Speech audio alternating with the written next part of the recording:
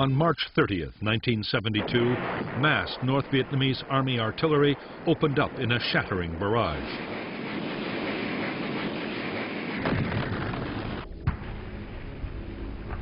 The targets for the guns and rockets were South Vietnamese positions across the demilitarized zone, separating north and south.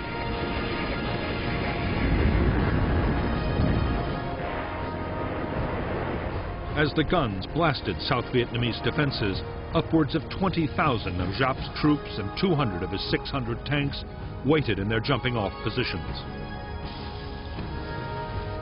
At noon, they surged forward as the South Vietnamese units fled in panic.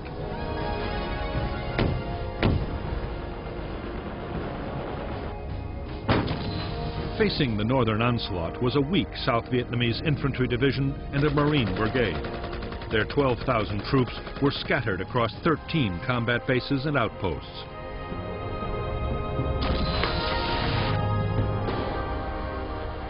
The enemy assault caught the infantry division just as it was moving regiments from one position to another.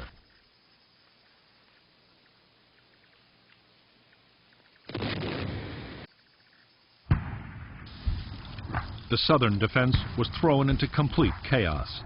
Intelligence reports had predicted a northern attack, but no one had expected it to come on the demilitarized zone. After 2 days of confused fighting, on April 2nd, the South Vietnamese began to retreat to a new defensive line.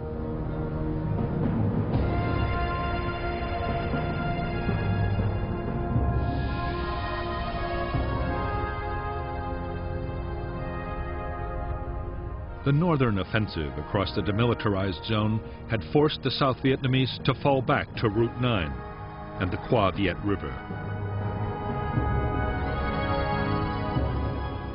To the west, the line was held by Camp Carroll, the Rock Pile, and the My Loc combat base. In 2 days, these bases fell and the NVA pushed to within 10 miles of Quang Tri City.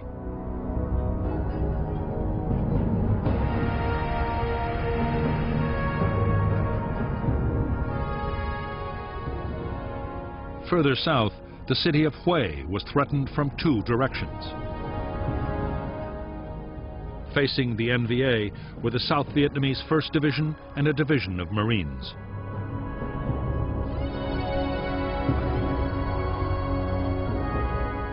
The attack opened on April 1st, 1972. To the west, the 324B Division pushed Southern forces back in heavy fighting.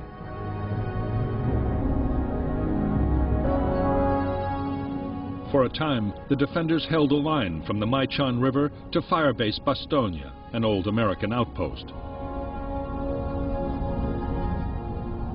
But soon, even that line was being pushed back.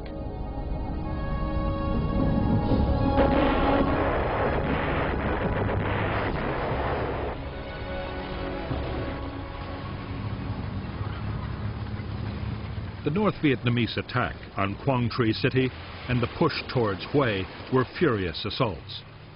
But on April 9th, after a few days of fighting, the NVA were forced to halt their attacks and resupply.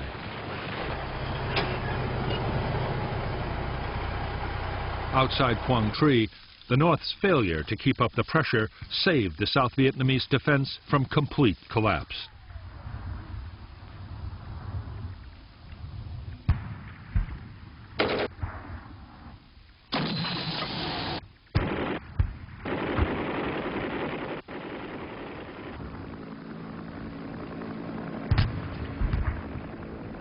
For the first few days of the northern offensive, poor weather had prevented full-scale intervention by American aircraft. However, as the skies cleared, U.S. fighter bombers and helicopter gunships began pounding NVA positions.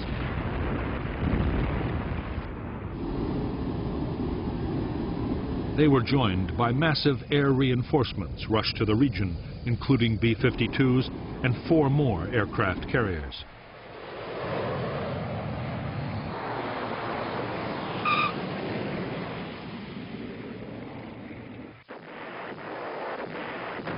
3 days after the first North Vietnamese attack, in the far south of Vietnam, there was another major thrust. This time, the assault was barely 50 miles from the southern capital, Saigon.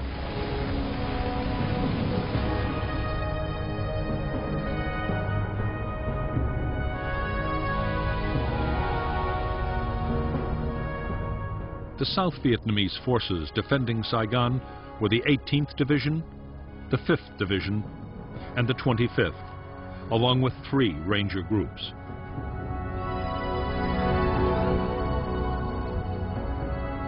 On the North Vietnamese side, 3 divisions, at one time Southern Viet Cong, but now almost completely Northern, were backed by tanks and 2 independent infantry regiments.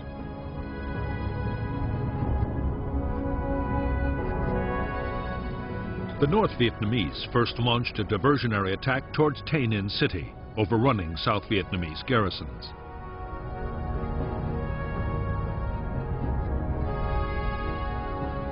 In the main blow, the 5th Division assaulted Loc Ninh. In spite of intense American air support, the town fell. Meanwhile, the 7th cut Route 13 and the 9th prepared to attack An Lac.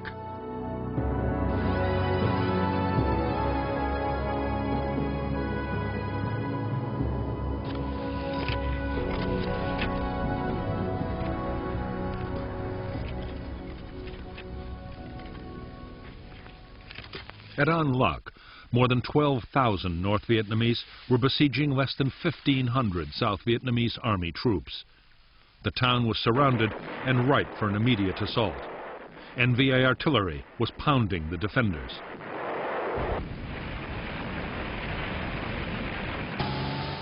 The assault at An Lac had been entrusted to the 9th Division, but almost a week passed and the division still hadn't launched its attack.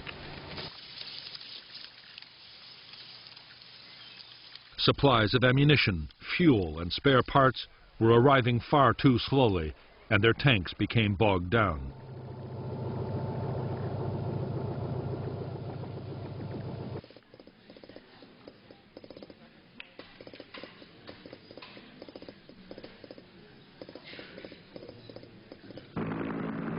During the holdup, American helicopters were ferrying men and supplies into the threatened city. B-52 strikes hit the NVA assembly areas with devastating effect.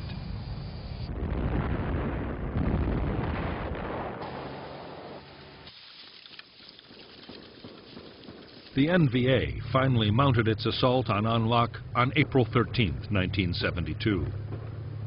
At once, American helicopter gunships pounced on the attackers.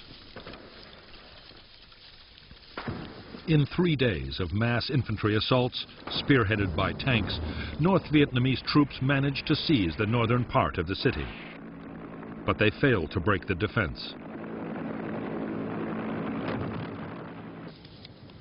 The 4,000-strong South Vietnamese force, reinforced by elite airborne units, held their positions and launched furious counterattacks, accompanied by renewed B-52 strikes.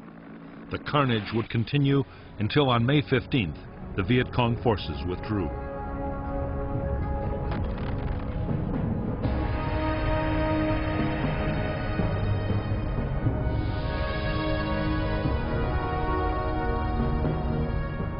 In the central highlands, the targets for 2 NVA divisions were the provincial capitals of Kon Tum and Pleiku. The defenders, the South Vietnamese 22nd Division, fell back in disarray, but were instantly reinforced, and they succeeded in holding the town. Meanwhile, the NVA seized control of most of Binh Dinh province, threatening to cut the country in 2.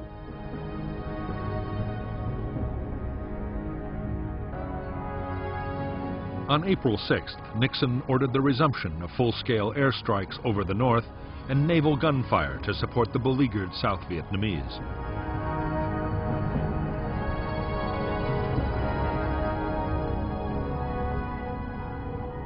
On April 27th, 2 weeks after the first North Vietnamese attack on Quang Tri City, the NVA renewed their assault. Reinforced by the 325th Division, they pushed to within a few miles of the city. The defenders, the South Vietnamese 3rd Division, which had withstood heavy bombardment for over a month, panicked and fled down Highway 1, along with thousands of civilians. Meanwhile, the North Vietnamese army took possession of Dong Ha on April 29th and Quang Tri on May 1st.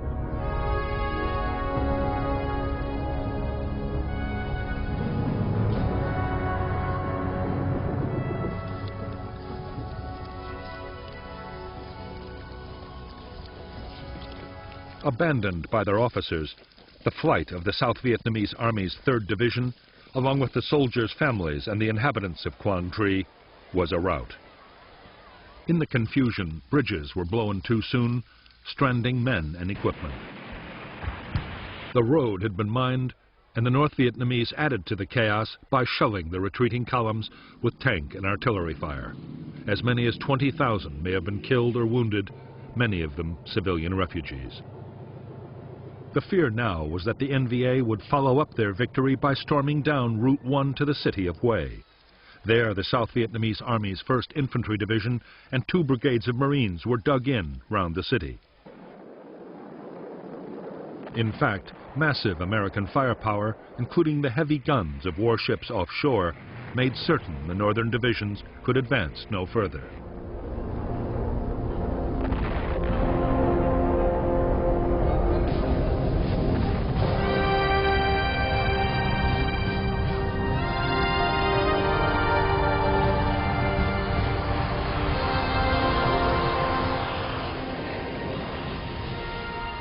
American air support for the South Vietnamese Army, codenamed Operation Freedom Train, had unleashed tens of thousands of airstrikes against the attacking northern troops and their supply lines. 2 days after the invasion, the Americans had also started to bomb North Vietnam, the first big raids in 3.5 years.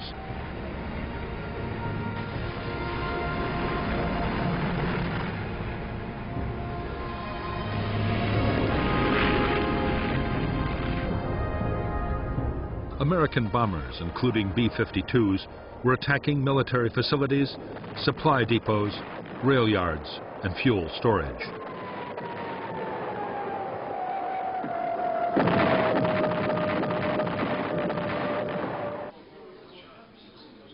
North Vietnamese leaders had expected the raids, but they were sure that pressure from their allies, the Soviet Union and China, would stop the Americans launching an all-out air offensive.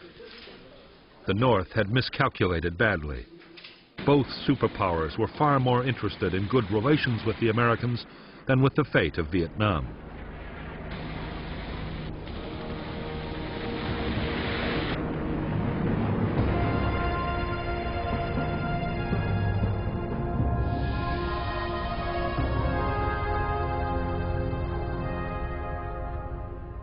The American airstrikes on both South and North Vietnam were launched by Air Force planes from Thailand, Navy aircraft from carriers in the Gulf of Tonkin, and B-52s from Thailand and the Pacific. By June, 77 aircraft were brought down by NVA gunfire. The attacks swept northward and within 2 weeks were hitting targets around Hanoi and Haiphong. In a second phase, codenamed Operation Linebacker, power stations and airfields were hit. The strategic port of Haiphong and 6 other harbors were mined and closed to all sea traffic.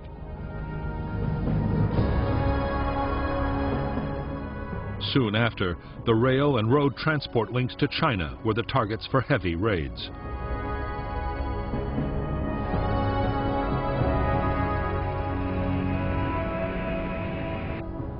United States forces have been directed to take appropriate measures. With Operation Linebacker, the American President Richard Nixon meant to force North Vietnam's leaders to call off their offensive against the South and negotiate a peace. It was a ferocious campaign.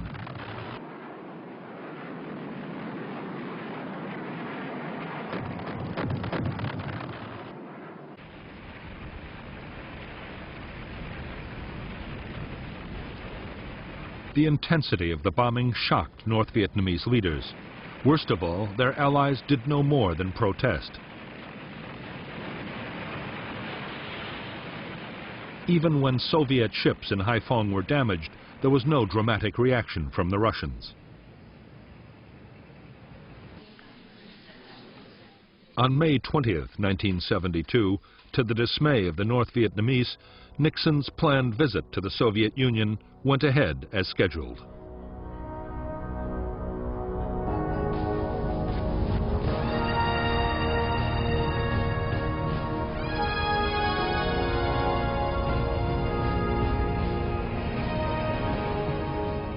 On July 19th, the South Vietnamese Army, with U.S. air support, began a drive to recapture Binh Ninh province and its cities.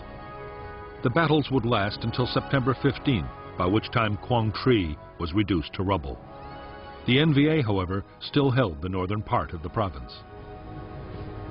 In 5 months of battles, the attackers reckoned they had killed 100,000 NVA and NLF troops and had captured vast quantities of weaponry. The offensive was over.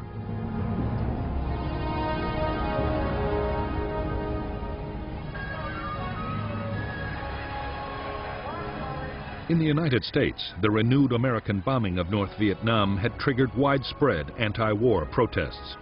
Yet for President Nixon, the gamble had been a huge success. A presidential election was around the corner, and his popularity had risen sharply. Now, Nixon wanted an agreement with North Vietnam that would free American prisoners of war and allow the remaining 32,000 U.S. troops in the South to leave.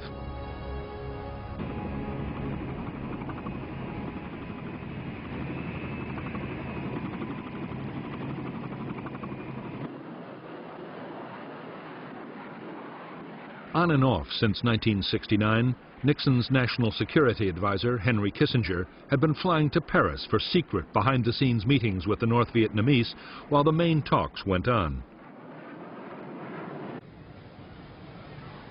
Up to now, the talks had been in stalemate, but suddenly the northern envoy, Lee Duc-Tho, offered a deal. 3 weeks of intense negotiations produced an outline agreement. Meanwhile, the Americans restricted the bombing of North Vietnam.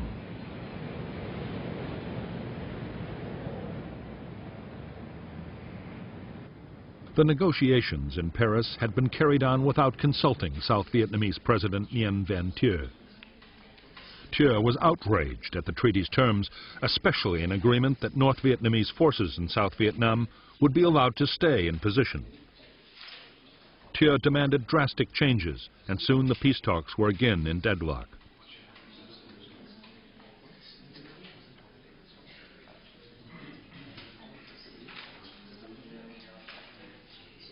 On December 13, 1972, the Paris peace talks broke down completely.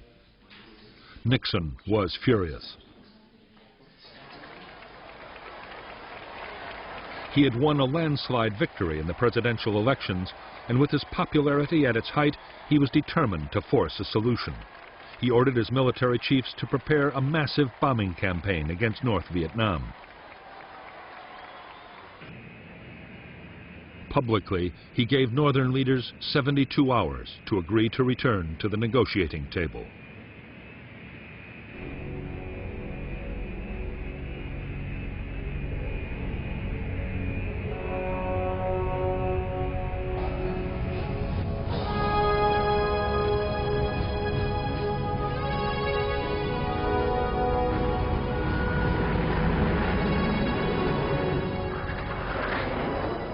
On December 18, 1972, President Nixon ordered the new bombing campaign to begin.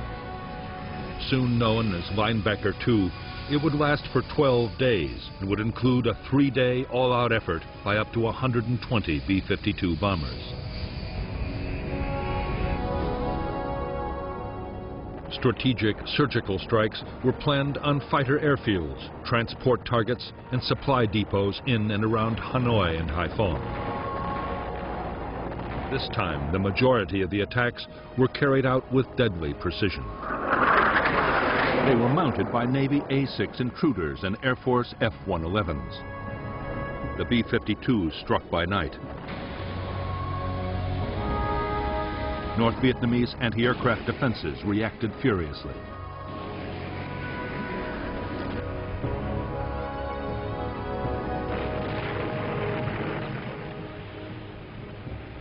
As the defenses learned the paths taken by the B-52s to and from their targets, SAM anti-aircraft missiles took a heavy toll. 15 B-52s were shot down.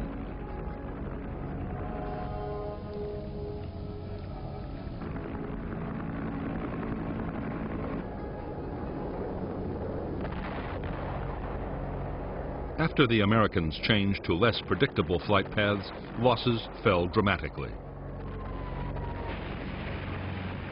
By the 11th day, when North Vietnam agreed to talk peace, its air defense system had been wrecked. The bombers had utterly destroyed the North's industries, power plants, and transport system, and mistakenly hit the city's Bach Mai hospital.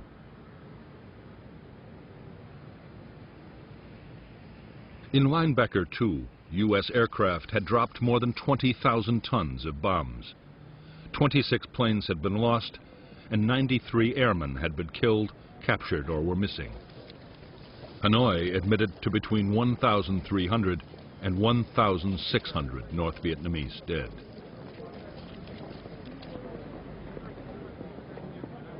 On January 8, 1973, Henry Kissinger and Le Duc II restarted their talks in Paris. In 6 days, they hammered out an agreement. This time, the Americans had told the South Vietnamese that they would get no more U.S. financial aid if they opposed the deal. On the 27th of January, 1973, all the warring parties signed a ceasefire.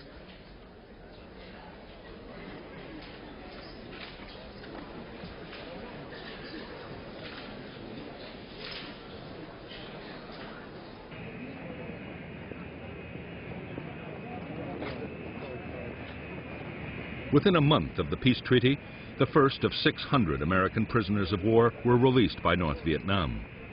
By March 1973, the last American combat soldiers had left the South, though military advisors and Marines protecting U.S. installations remained. For the United States, officially, the war was over. The war in Vietnam had been the longest conflict in American history, costing more than $150 billion. The U.S. armed forces had been left exhausted, barely able to meet their commitments across the globe. Of the more than 3 million Americans who had served, almost 58,000 were dead and over 1,000 missing in action. For every soldier killed, 6 had been wounded, 150,000 seriously.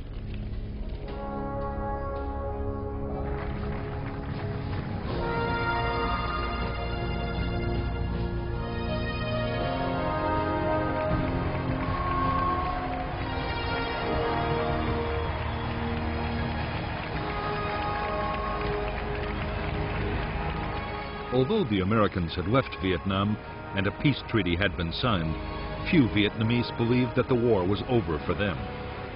The agreement had left 200,000 northern troops occupying strong positions inside the South.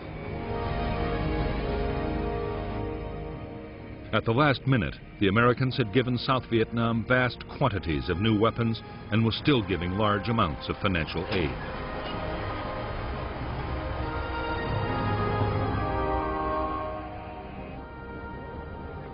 In the wake of the peace agreement, South Vietnam's President Thieu had been given clear assurances by Nixon.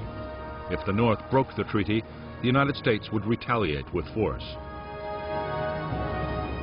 But by the summer of 1973, in the wake of the revelations about the secret bombing of Cambodia and other political considerations, Nixon no longer had the power to fulfill his promise.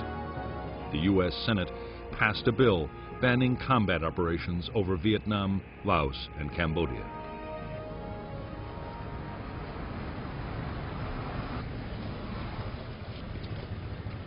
In Hanoi, the North's leaders decided that the first priority now was to rebuild their battered forces.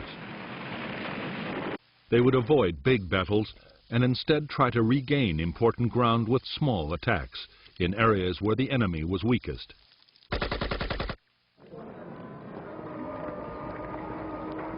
At the same time, they would prepare for a future offensive on a gigantic scale.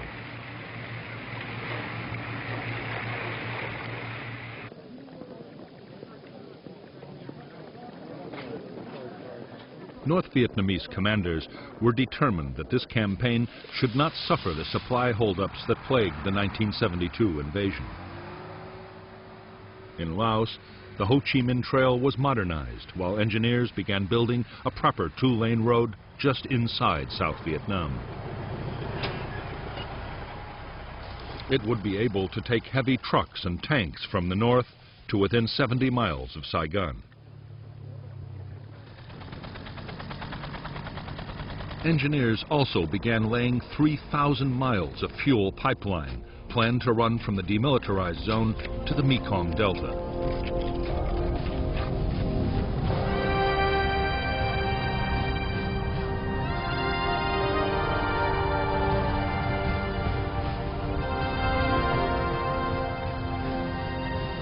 By the start of 1974, the North Vietnamese had rebuilt their divisions in the south. As yet, they were too weak to launch a full-scale offensive, but they had won some territory in key areas.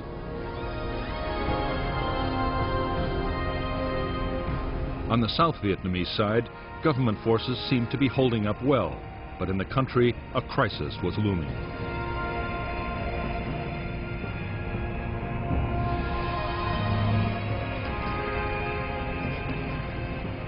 The withdrawal of American troops had already caused severe economic problems in South Vietnam. The economy had relied on U.S. aid, but had been inflated out of all proportion by the American presence. Millions were unemployed. Then came a world oil crisis that quadrupled the price of fuel. The cost of living soared, and political unrest shook southern cities. At the same time, corruption in the government and the army reached new heights as Thieu cut the defense budget drastically. The effect on the armed forces was disastrous. Soldiers could no longer support their families as prices rose, and corrupt officers embezzled funds. Fuel shortages cut helicopter operations by 70%. A shortage of spare parts immobilized aircraft and vehicles. Ammunition was rationed.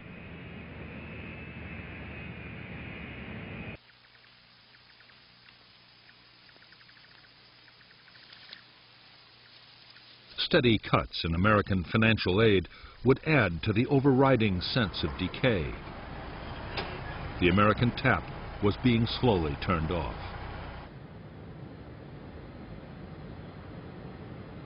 At the same time as the Army's morale began to crumble, political support for President Thieu started to evaporate. Religious groups, ethnic minorities, the press, and even some senior military officers came out against him. Then, on August 9, 1974, Thieu also lost his most powerful backer. The Watergate scandal forced Richard Nixon to resign as President of the United States.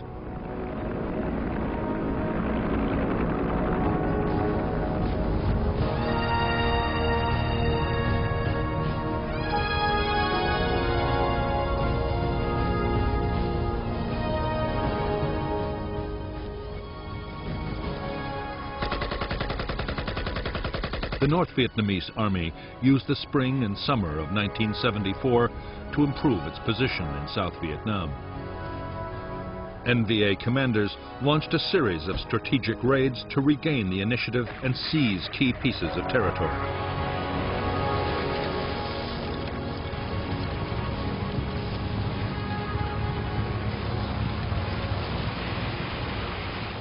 In 5 months of fighting, the North Vietnamese succeeded in gaining most of the ground they wanted.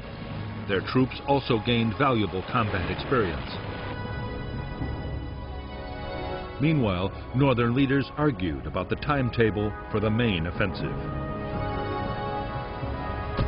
At the 21st plenum held in Hanoi in October 1973, they decided to give priority to a military rather than a political offensive. While Giap remained chairman of the military committee, the day-to-day running of the army went to Van Tien Dung. It was Dung who would plan and lead the final assault. They hoped that this offensive would bring, after 10 years of struggle, the final victory.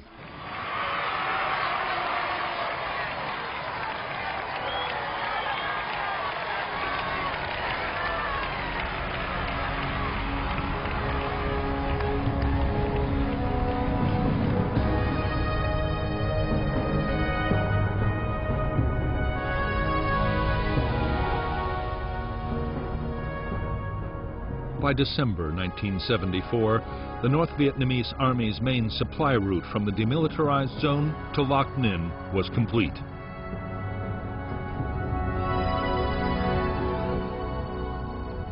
The strategic raids had pushed the South Vietnamese Army towards the coast. Northern artillery now threatened several major cities. In the Saigon area, northern forces had gained ground on 3 sides of the capital.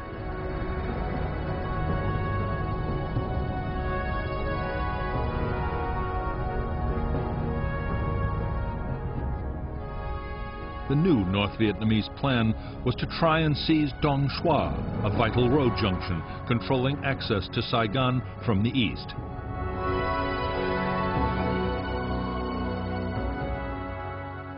On December 26, 1974, the 7th NVA Division captured Dong Xoa. Next came diversionary attacks to pin down South Vietnamese forces.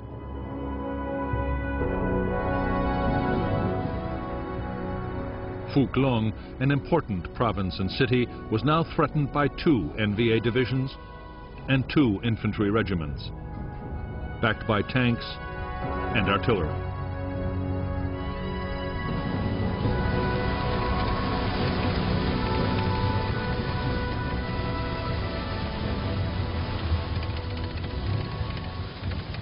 The North Vietnamese forces encircling Phuc Long city were more than 15,000 strong.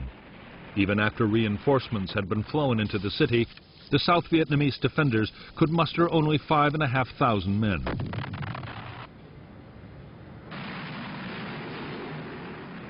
The Southern Air Force was short of serviceable planes, and faced by heavy anti-aircraft defenses, it achieved almost nothing.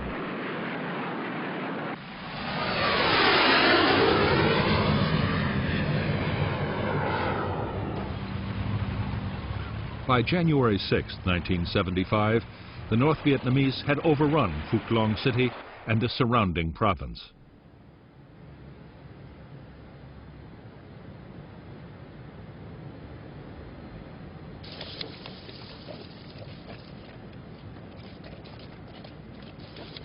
The loss of Phuc Long was a disaster for the South Vietnamese.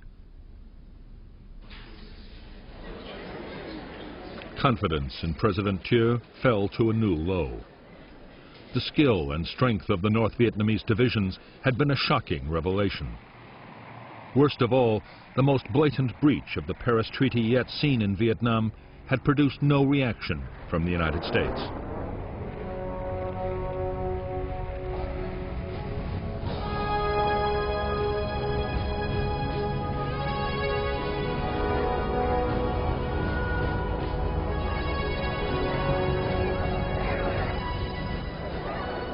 To North Vietnamese leaders, the latest battles were proof that the Americans would not use their air power to defend South Vietnam.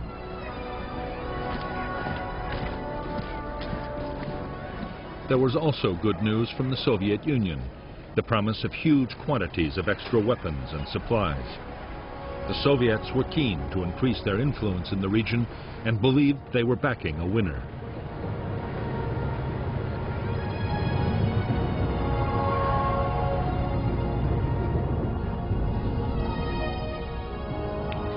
Even though North Vietnam now had the support it needed, its leaders still meant to move cautiously.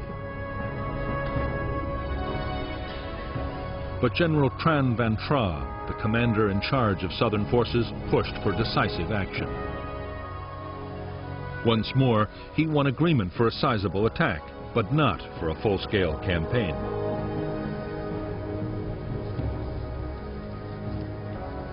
South Vietnamese generals had long ago been given clear orders about how they were to react to any northern offensive.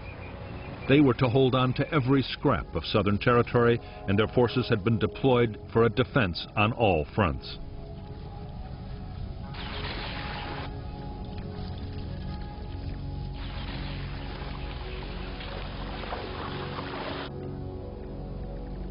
On March 1st, 1975, the attack planned by General Tran Van Tra was unleashed in the Central Highlands.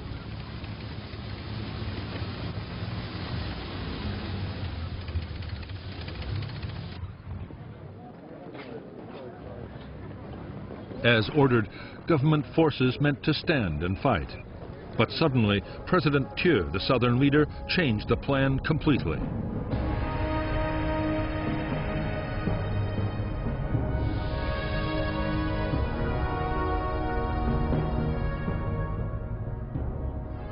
The new South Vietnamese strategy was to hold all of the country below the town of Tuy Ha.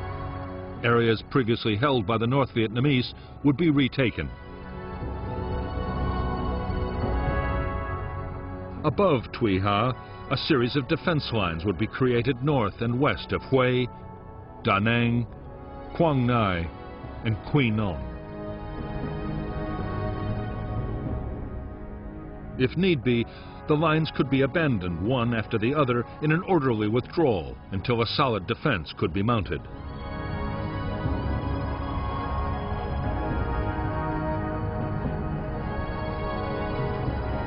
This latest North Vietnamese attack had begun with diversionary actions against the strategic cities of Pleiku and Kon Tum.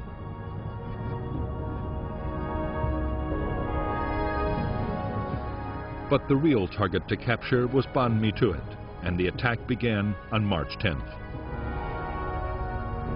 The southern 23rd Division mounted a counterattack, but failed hopelessly when South Vietnamese planes scored a direct hit on their own divisional operations center, ending any organized defense. A new plan was then put into effect. South Vietnamese army units in Kon Tum and Pleiku provinces were ordered to withdraw to the coast and hold Tuy Ha along Route 7B.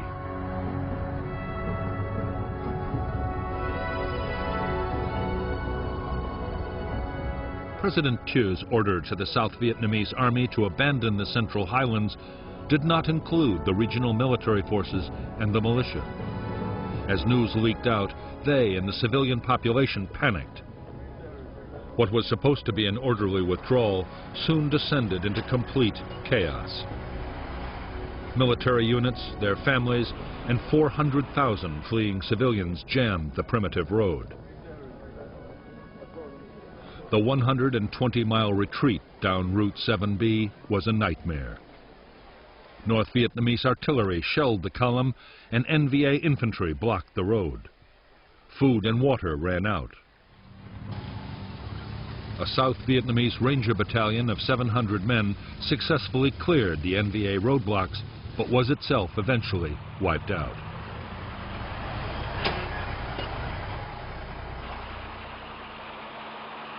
By the time the column reached the coast, a third of the 60,000 troops that had set out were dead or missing.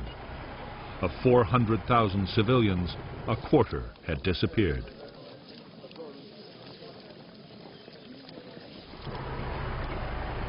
Meanwhile, the North Vietnamese army launched a second major attack. 100,000 men converged on the major cities of Quang Tri, Hue, and Da Nang. They were spearheaded by powerful armored forces and backed by 8 full regiments of artillery. And when news of the debacle in the Central Highlands reached these cities, panic set in. Worse still, the South Vietnamese Elite Airborne Division, based north of Hue, was ordered to return to Saigon.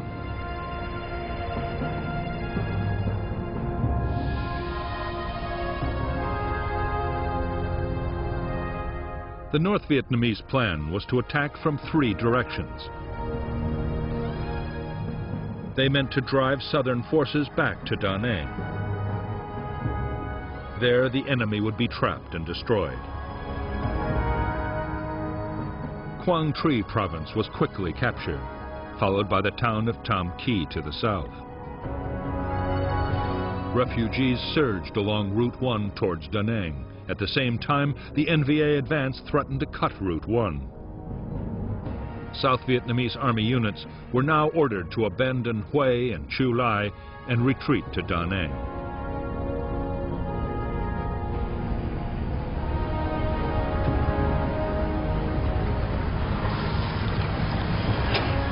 On March 25, 1975, Hue, South Vietnam's 3rd largest city, fell to the North Vietnamese army.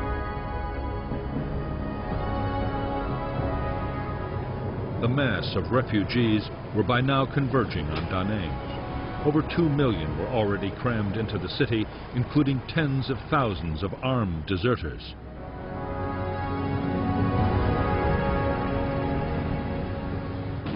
North Vietnamese rocket and artillery fire was slamming into the built-up areas and the docks.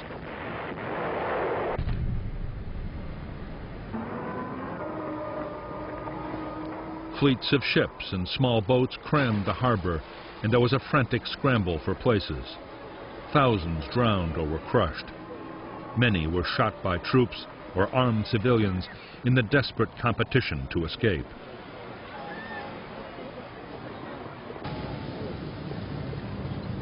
As 30,000 North Vietnamese troops advanced south to Da Nang, the South Vietnamese command ordered all its troops to be evacuated by sea. In the chaos, few succeeded in escaping. The scenes of panic and mayhem at the docks were repeated at Da Nang's airport.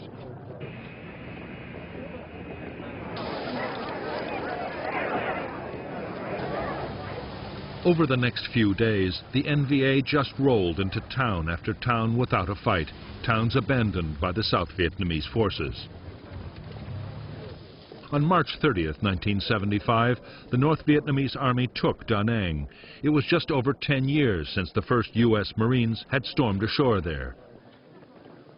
For the South, it was a shattering blow. Yet its leaders did little, clinging to the hope that American air power would finally intervene to save the day.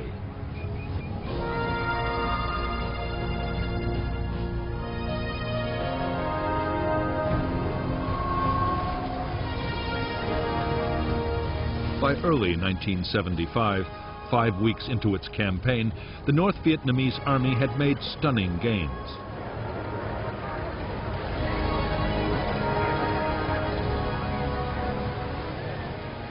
12 provinces and more than 8 million people were under their control.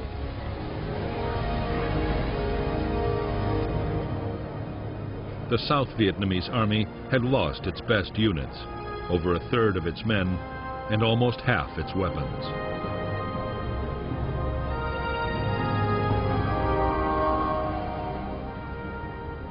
Northern leaders were astonished by their own success. The question now was, could they press ahead and take the capital, Saigon, in a war-winning blow? Originally, they had not planned to get this far until 1976, but now it would have to be done within 3 weeks, before the rainy season disrupted operations.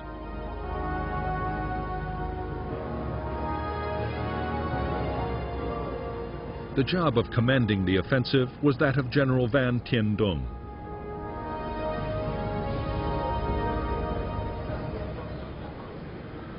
His deputy was General Tran Van Tra, the man whose aggressive strategy had opened the way to Saigon.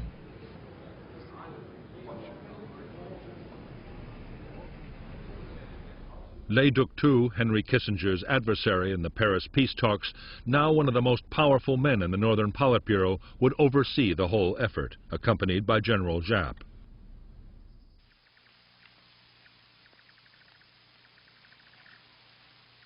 The final offensive was named the Ho Chi Minh Campaign. For the assault, the NVA deployed 250,000 men and hundreds of tanks. The troops were superbly equipped and supported by massed artillery. and as they advanced south, they made use of hundreds of millions of dollars worth of equipment abandoned by the South Vietnamese. Behind them was a vast and sophisticated supply system.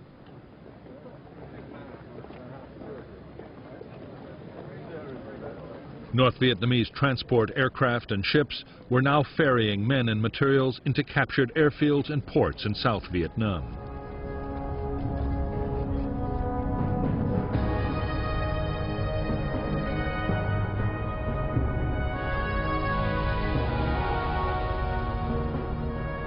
North Vietnamese forces around Saigon were organized into 4 army corps. Each was made up of 3 or 4 divisions and was given a line of approach to the city. Facing them were 4 South Vietnamese divisions, along with remnants of an airborne division, an armored brigade, and units of rangers.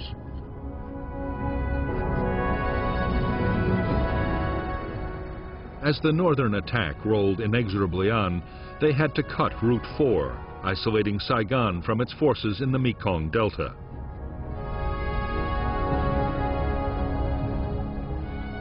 Xuan Lac, a key road junction covering the air bases at Ben Hoa, and Tan Son Nhut would be seized, opening up a route to the capital from the east.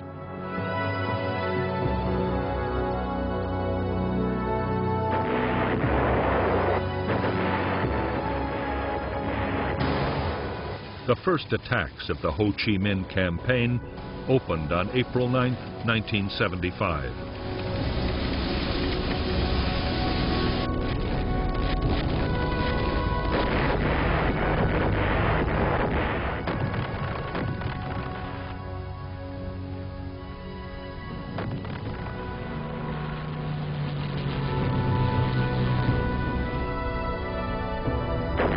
The only effective resistance to the advance took place at Xuan Lac, where for almost 2 weeks, Southern forces made a desperate and die-hard stand.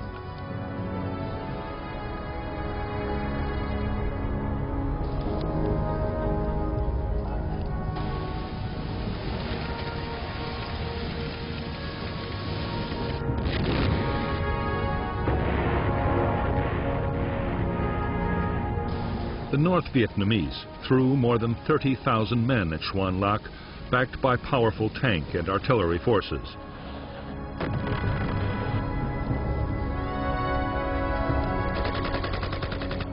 Against all the odds, the 6,000 men of the South Vietnamese 18th Division refused to crack.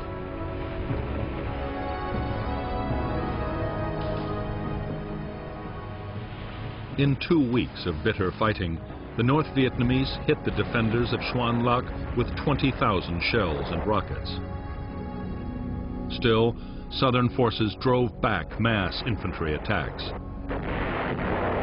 They killed over 5,000 NVA troops and destroyed dozens of tanks. It was to prove the last big battle of the Vietnam War. In the end, the defenders were forced to pull back. 1 in 3 of the South Vietnamese 18th Division were dead. The fall of Xuan Lac meant the road to Ben Ha and Saigon itself was wide open. With the direct threat to the capital, on April 21st, President Thieu resigned and fled to Taiwan. Members of the Provisional Revolutionary Government in Paris had earlier indicated they'd be prepared to negotiate with General Duong Van Minh, a trusted intermediary. However, for the moment, the southern government was paralyzed.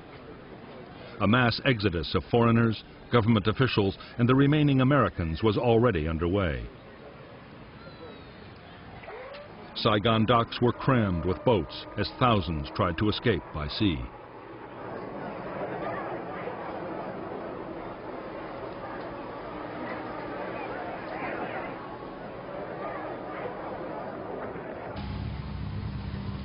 The northern plan was to encircle and destroy the remaining defenders outside the capital.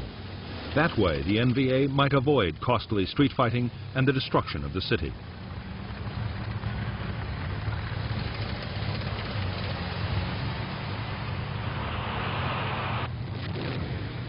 On April 25, 1975, they launched their final assault. One by one, the defending South Vietnamese divisions were cut off and overwhelmed.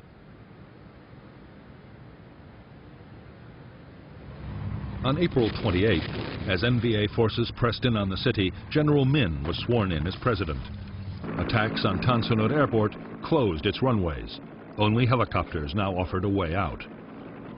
Starting on April 29, 1975, U.S. Marine and Air Force helicopters flying from carriers offshore began a massive airlift. In 18 hours, over 1,000 American civilians and almost 7,000 South Vietnamese refugees were flown out of Saigon.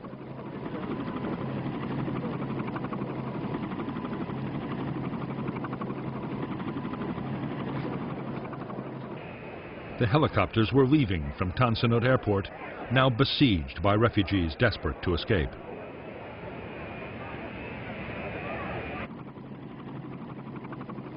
The scenes of panic and chaos were repeated at the U.S. Embassy, where helicopters were landing and taking off from inside the grounds. U.S. Marines, flown in to protect the evacuation, struggled to control the thousands of terrified civilians fighting for a place.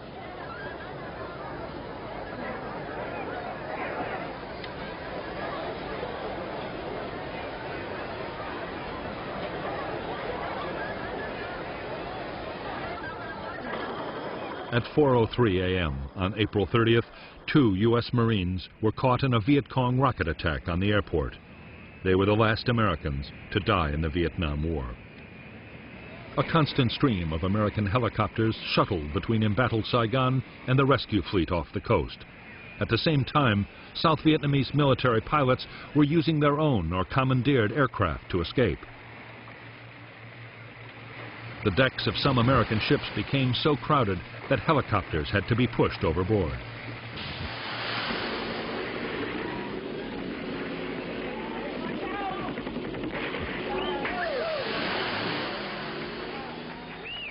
The last Marines of the U.S. force guarding the evacuation of the embassy left Saigon at dawn on April 30th, 1975. As their helicopter took off from the embassy roof, looters were already ransacking the lower stories of the building.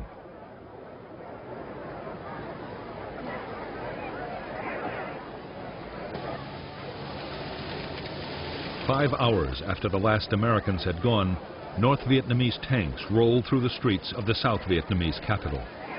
The government had ordered the army to lay down its weapons, and there was almost no resistance.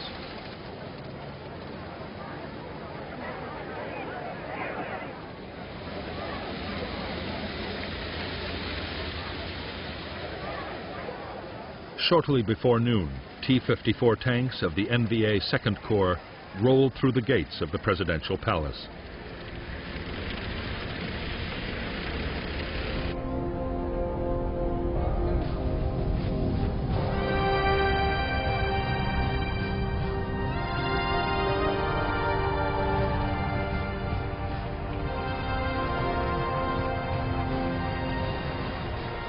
The bitter war, which ended on April 30th, 1975, had claimed the lives of huge numbers of Vietnamese. In 15 years, nearly 1 million NVA and NLF troops and 250,000 South Vietnamese Army soldiers had died. Hundreds of thousands of civilians had been killed.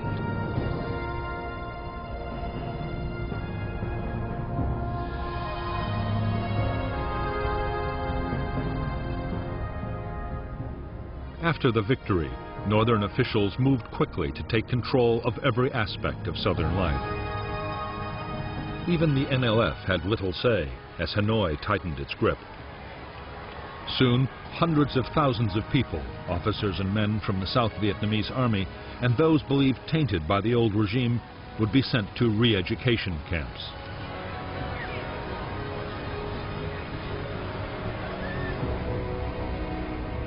Some years later, starting in 1978, 500,000 more would risk death fleeing in small boats across the open sea.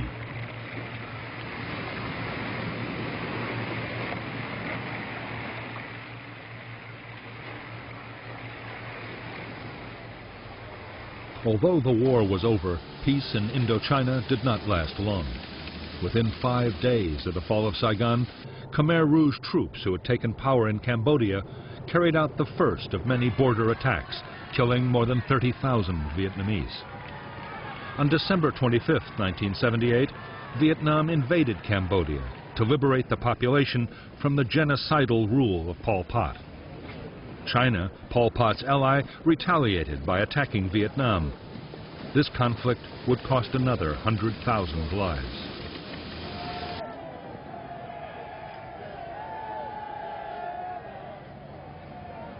For the United States, the Vietnam War left a painful legacy of bitterness and division.